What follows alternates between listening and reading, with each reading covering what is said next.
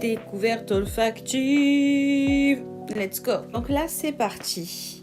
Aujourd'hui, je vais vous faire une présentation des parfums qui m'ont plu, soi-disant de moyenne de gamme ou petite gamme, mais qui durent surtout. Là. Et oui, vous l'avez reconnu, c'est Félicia de collection privée, ambré fleuri, avec des soupçons fines de notes gourmandes. Pour ceux qui aiment par exemple le Coco Mademoiselle de chez Chanel, celui-là peut être un très bon compromis de parfum. Il va être aussi ambré et fleuri que le Coco Mademoiselle, avec un côté un peu oriental. En note de tête, vous allez retrouver la bergamote, l'orange, de cœur, la rose, la pêche, le jasmin, et en note de fond, le vétiver, musc blanc et patchouli. Celui-ci, Nefertiti, référence à l'idole égyptienne Nefertiti, qui a été longtemps adulé durant la mythologie égyptienne.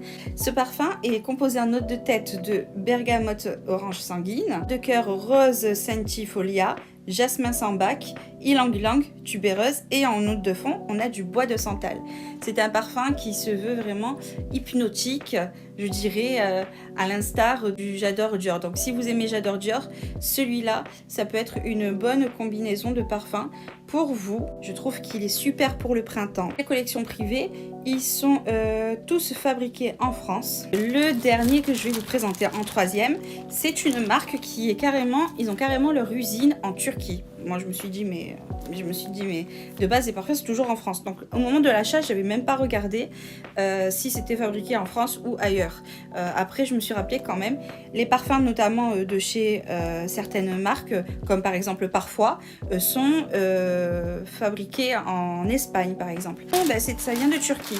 Et l'équivalence de ce parfum, c'est je dirais au niveau des odeurs olfactives, le Yves Saint Laurent, le Libre.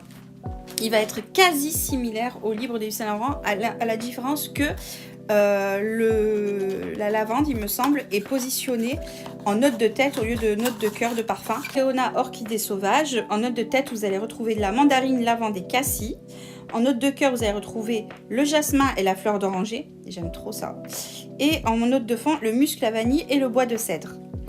J'ai testé sur mon bras une zone, celui-ci, et j'ai testé aussi le Yves Saint Laurent dans l'autre bras, et franchement il n'y a quasiment pas de différence. Je trouvais qu'il durait mieux, au niveau de l'odeur au début ça faisait un petit peu, tu te dis mais c'est bizarre cette odeur, mais au final quand tu essayes aussi le Libre de Yves Saint Laurent avec celui-là, tu te rends compte que c'est la même chose. C'est super divin, j'aime trop.